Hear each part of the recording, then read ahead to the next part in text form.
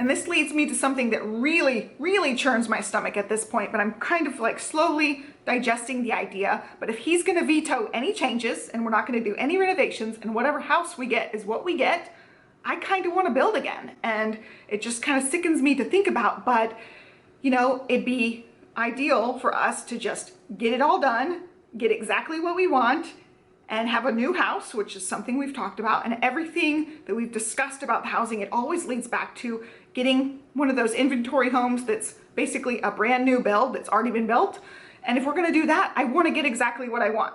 So I want to just build it. And honestly, I would be way more willing to do the renovations to an existing home than he would be, but he's like completely against it. So it pushes us back to looking at building. Like my knee-jerk reaction when building comes up is heck no. Like what we went through was absolute HELL, and I never want to go through anything like that again. But then we think about how much of an isolated incident that is. Nobody has ever heard of anything happening like what happened to us. When you have a contract with a company, the company doesn't screw you out of the contract. Like that's just such a weird, crazy thing. And then throwing the fire on top of that, it was just such a weird situation. And it's like a 1 in a billion kind of situation that we got put into. Like in any new build, there are gonna be problems and you're gonna have issues, but nothing to that extent. So going into another build, we have to keep that in mind. Like we just had the weirdest, craziest situation happen and it won't happen again. Going along with that, I don't want that experience to be the reason why we don't get the house that we want. The whole situation had so much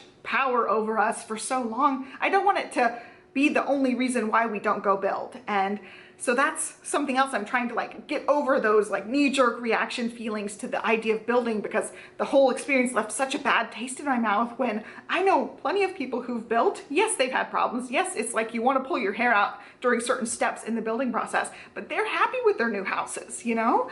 And so I see them being happy in their new houses and me like being so scared of building again because of what we went through. And I just have to kind of take the leap if we're gonna pursue that. But really building makes just so much sense in a lot of ways. He wants something that's move-in ready. We both want something that's new. I have a certain set of like ideals that I want for the house, and we're not gonna renovate any other house. So that means if we purchase another house, it's gonna be about the same price, possibly even more than building the house, and I won't get what I want. Whereas if we're dropping this kind of money, I don't want to settle, you know, I want to get exactly what I want when we're spending so much money on this, you know? So that kind of leads us to going to build, because then we don't have to settle, then we don't have to renovate, we get exactly what I want, and I can see us, you know, building it to be exactly what we want and staying there for a really long time. That's part of going into our discussions, and we've had so many discussions about this lately to even get to the point of talking about building in the first place, because all this time, you know, before we even bought the house that we recently sold, we just were so against even the possibility of building, but everything keeps coming back to building. Like when we're looking at all the things, we don't want all the things that we talked about. It just makes sense, and it could end up being cheaper that way, actually. When I look at the older houses that are available, when I look at even some of the newer houses that are available, I would be settling, and that's part of the thing I don't want to do. Like when we purchased that other house, so after the house fire, we purchased the other existing home and we settled big, and I don't want to ever do that again. We were just in such a weird place, and we wanted to make sure that, you know, the house price wasn't even close to a problem for us. You know, it was very manageable mortgage payment, although it was really expensive. I feel like it was way too much, but I settled, and that was a major problem with the houses. We both settled, we both weren't 100% in love with it, and I want to feel that. I want to love my house, and you should, you know, when you're going to purchase a house, you should be really excited. You should love the house, and ideally you shouldn't settle on much. You know, if you know you're going to go into it and renovate, then you already know, you already have the budget or the plans for it. Whereas we're like, renovation, totally off the table, but building might be on the table. So it's just always pointing back to building. And even before we moved to Austin, I posted a video like, hey, we're moving to Austin and I want to build a house. Like I really, you know, want to do this. And so this has been over 3 years now that, you know, in my heart of hearts, I still have that build itch. I really just want what I want. And I'm totally not gonna lie to you guys. Part of that's me totally being spoiled. I want what I want. And part of that's also when we're looking at the kind of money we're spending, I don't want to settle, you know? You shouldn't have to settle at that price point. So my camera cut off because it got too hot. I've been rambling a really long time. Like I said, this video is going to be super long. I'll probably repeat myself 50 times in this video. So I hope you guys can keep up with my thought process here. This is the house thoughts and ramblings from a pregnant lady.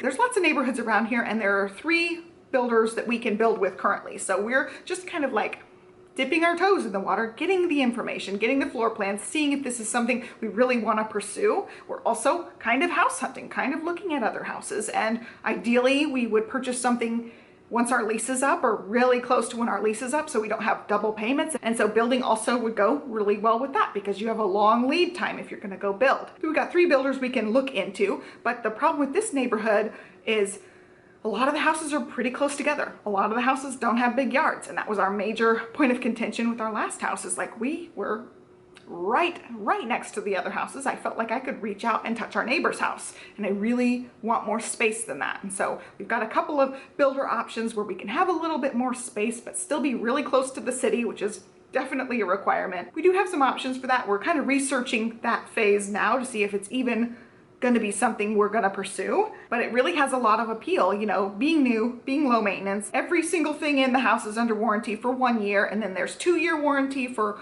some things, and then there's a 10-year warranty for the big stuff. So I've been really looking into more of that information because we are nervous about building here. We're really looking at trying to get certain things. We want not to be right up against our neighbors. We would love to have a decent sized backyard. We would really like to have a 3-car garage, and something that's really bizarre here, which is extra bizarre because most people around here drive big trucks and big SUVs. I wouldn't say most, but there's a lot. The garages are dinky. Like they put in the smallest 2-car garage door that's humanly possible, and then there's no space on the sides for the most part. You have to get a 3-car garage to have any room in your garage, or there has to be like a half-car garage space, and it's just not very common, especially in the older houses. Most of the older houses have the tiniest 2-car garage that you've ever seen. So our garage in Champaign was a 2-car garage, but there was room for like a big shelf on either side of the garage, and then there was a bump out of storage space. So we didn't need a 3-car garage, but here you really do. You need the bump out or you need the 3-car garage. So if we build, we can get the main things that we wanted, like the 3-car garage or a half-car garage, whatever's feasible. I also want a big pantry. Like I love having the big pantry in this house, and I really never want to have the tiny, like, open the door and that's your pantry. That's it. It's like the size of a closet. I'd really like something to be nice and big where I could store my appliances. So that's one of the things I can't necessarily get in all the houses. We definitely want a guest room because we do have guests. And we would also like some sort of extra living space, like a flex room or a game room or a loft space, some sort of extra space. And that's not in every house here. And then also newer. We can get the major things that we want if we build. If not, we're really having to search around and try to find the exact house. That's just not seeming super feasible at this point to have so many requirements. I feel like we have a lot of requirements. And yeah, I'm not willing to settle at that price point. I'm just not. Part of me wants to build just because that's, you know, what I've got in my heart of hearts, and I know I can get like the granite that I want and things like that that means something to me. And on one hand, I know how dumb it is. Like really, who gives a flip what color the granite is? We'll be happy in whatever house. It's gonna be a home. But then I'm looking at how much we're spending on it, and it's like, again, I don't want to settle. Like if we're gonna spend that kind of money, I want the granite I want, you know? I shouldn't have to settle for like poop colored granite when I should get exactly what I want for that price. And I keep going back to that same thought. Yes, it's my spoiled brat nature. Yes, it's a diva thing, but I just have a certain set of things I would really like in the house. And I really don't want to make those compromises. And then also part of me kind of wants a redemption. I kind of want a do-over, you know? The first home building fiasco went so horribly wrong. I want Dream Home 2.0. It's kind of important to me to move on from that and get some sort of better sense of closure. Like right now, yeah, we went through the horrible thing and I'm removed from it to some extent, but we got screwed out of what could have been our dream home and what could have been most things I'd really hoped for in a home. It didn't have everything, and now that we're a few years removed from it, now that we have a more solid budget, now that we are going into it not as like first time newbie people, we have more realistic expectations for how everything will go. We honestly really built because that's what I wanted to do, and he wanted to make me happy. And the more we've house hunted, the more we've had these 2 years since the house fire to like think about it and to house hunt and to research more. he really sees the appeal of building the house. I was like, ooh, like churns my stomach. And the more I thought about it, the more I think he's right. Like he sees the appeal over these last 2 years, and I still, I still have that itch wanting to be involved in it like that. Also, 3 years later, we have a bigger budget. We've saved for quite a few years, and we also are more realistic on our house price expectations. Whereas with our other house, like, yeah, our property taxes were ridiculous. Yeah, our monthly payment was ridiculous, but it also fit into our budget. So I just have to get over that, like, wow, it's so much money. And I have to think like we're fully funding the things that need to be fully funded, and we have the money to make this happen.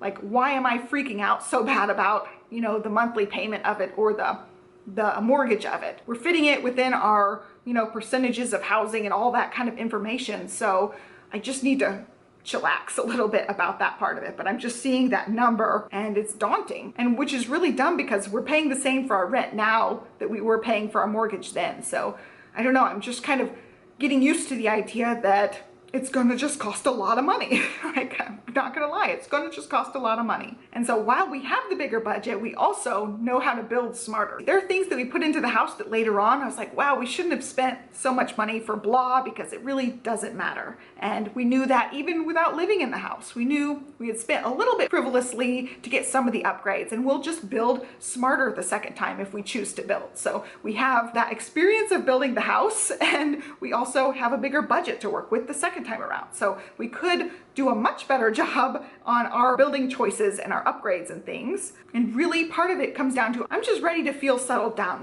We've been here for 3 years. We've lived in 3 different houses. I'm done. Like, I just want to get a house. And part of me does just want to buy whatever house that we can just to be settled.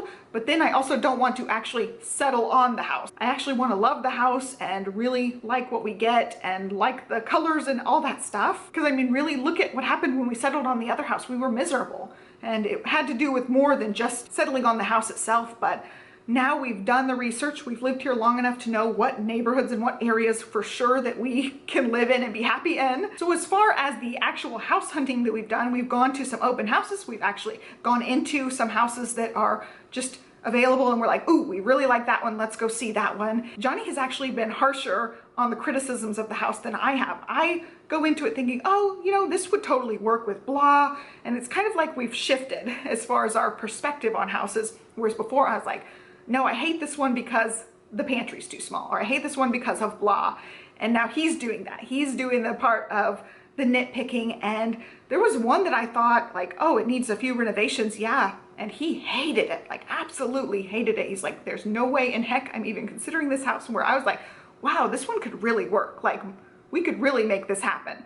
And he was totally against it. And the funniest thing, there has been exactly one house that he has liked, and it has been the newest house, it has been the biggest house, and it has been the most expensive house by far. And that's the one house he's like, this house is really cool. I like XYZ. And never in a million years would I think he would be more on the page of like newer, bigger, fancier, shinier, and he is. So that's also helped make this decision like, okay, we're gonna stick with a newer house, we're not gonna renovate. And you can really tell, like, he lit up seeing this house. It was pretty early on, so I was like, man, if this house stays on the market for a long time or they lower the price, maybe we should really pursue this house. So like I said, we're about halfway through with our lease. We do have time to think about this. We have time to come up with a plan. My battery got too hot again, so I'm starting again. But we, have time now. Our lease isn't up until February. And then after that, I'm talking about, in 2020, Olivia will start kindergarten. We'd really ideally like to be like in a house by when she starts kindergarten. That's just kind of our mental time frame here. So I really want to be more transparent with the whatever house options we choose to go with. I feel like we were really open and transparent when we were in the building process and all that, but when we bought the other house, we were in a legal battle and I could not discuss some of the house stuff then, and house hunting was not fun then. We were stressed out and we were just picking one, basically. We're like, let's just get this done. You know how that turned out. Now there's some cicadas going, so you may hear them on and off,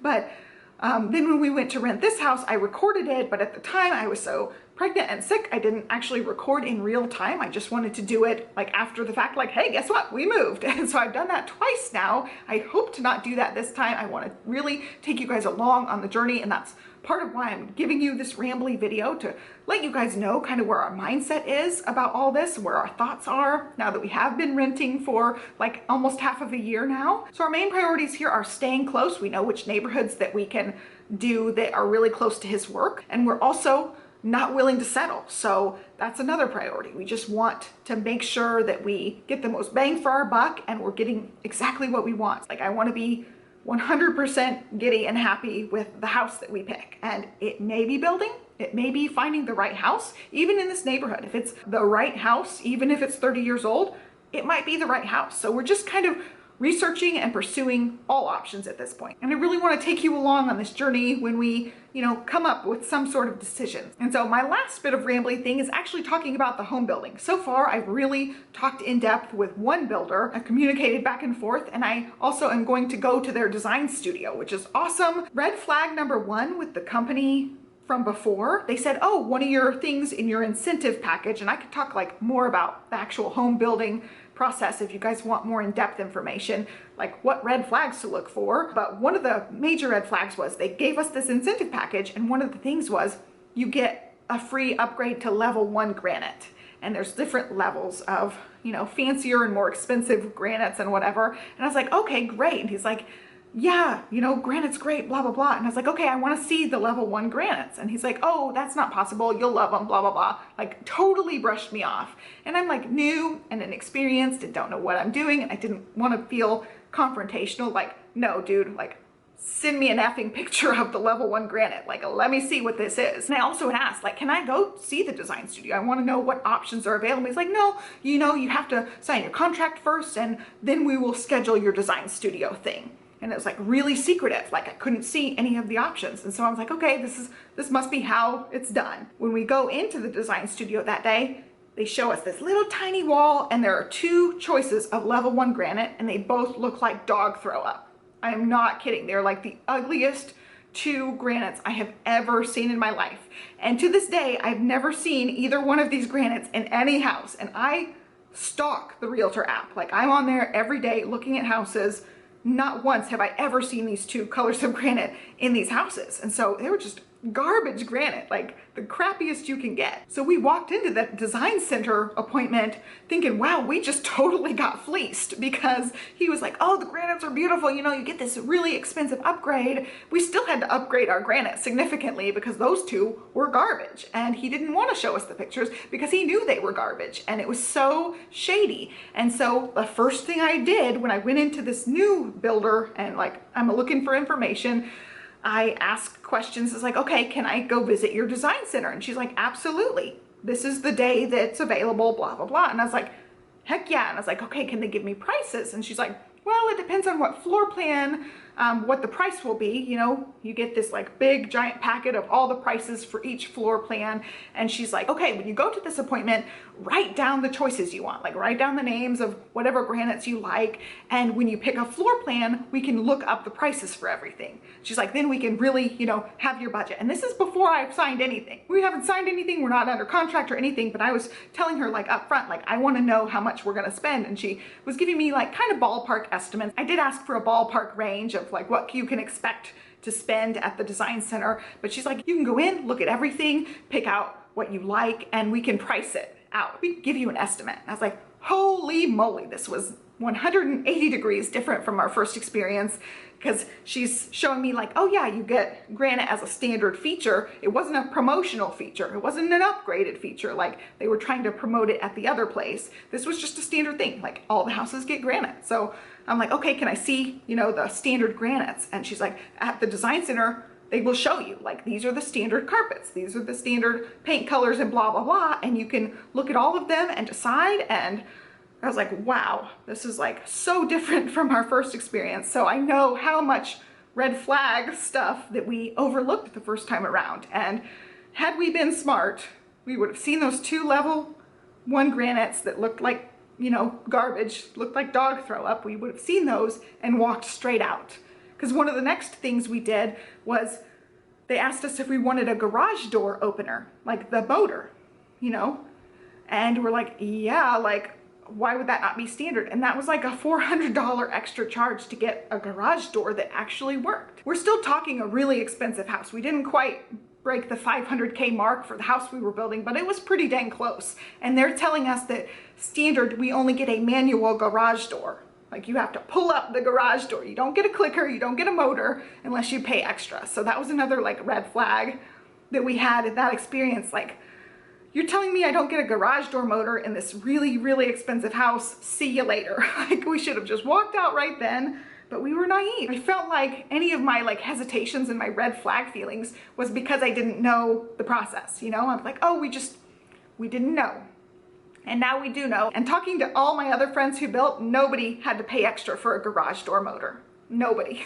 So it's just really messed up. But anyway, I felt really comfortable with this builder. You know, she's a sales lady. I know that. So I'm not going into it thinking like, oh, they're gonna be like the best things ever and we're still gonna have problems if we go pursue building. But the fact that I have a date on the calendar now that I can go look at the design center stuff and know exactly what we would spend before we sign a contract is huge. We had to go in totally blind before. We gave them deposits, we signed the contracts, and we went in blind, and we totally got fleeced. And I felt really sick after leaving the design studio thinking about all that stuff. But anyway, definitely red flags. Ask questions is like my #1 thing. Ask questions and don't take the, oh, we'll get to it later. Oh, you can see those later after you sign the contract. Your power is before you sign the contract. I'm gonna kind of wrap this up because I gotta go pick Olivia up.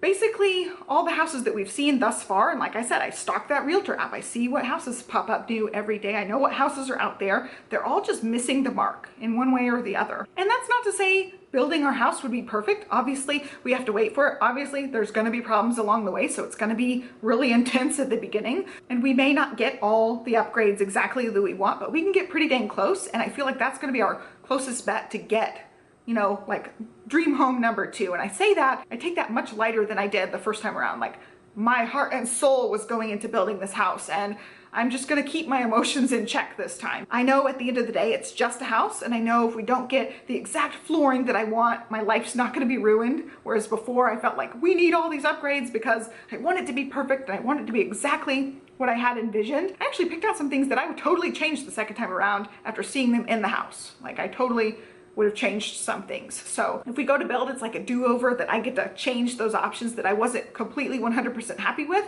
And also it's a do-over to actually build and get to live in the house that you build, which would be awesome. And also a do-over that we can finally settle down after a 3-year situation that we've dealt with thus far. I'm trying to keep an open mind about the building thing. I'm seeing the potential again, and we're just kind of pursuing it. I have the date on the calendar to go to the design center and see if, you know, the options I want are within our budget to begin with. I've got to seriously have a conversation with the 2 other builders that we can look into and see what they have to offer and see their floor plans and the same kind of thing. Like, are they going to let me see things ahead of time so I know what price to expect? Or are they going to wait until we just show up and be fleeced? That really is part of designing a home, is you just don't know how much you're going to spend until contracts are usually already signed. So the fact that she gave me this date that I can work with so I can go and see everything was just really unexpected. I really thought the sales lady was going to be like, oh no, that's not possible. Like, you have to be under contract to even walk in the door, blah, blah, blah. She was really helpful and upfront about everything. And she said, yeah, we can work out your cost to see if it's in your budget. So anyway, this video was a billion years long. I've got to go pick up Livy. I hope you guys liked this rambly video,